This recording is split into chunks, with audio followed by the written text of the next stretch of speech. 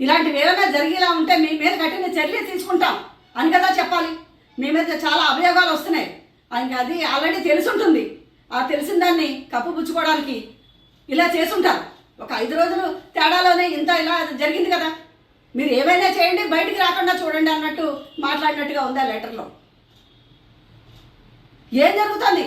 కూటమిలో ఉన్న పెద్ద పెద్ద నాయకులు కానీ మినిస్టర్లు కానీ ఈ ప్రవర్తన ఏంటి, ఈ మాటలు ఏంటి?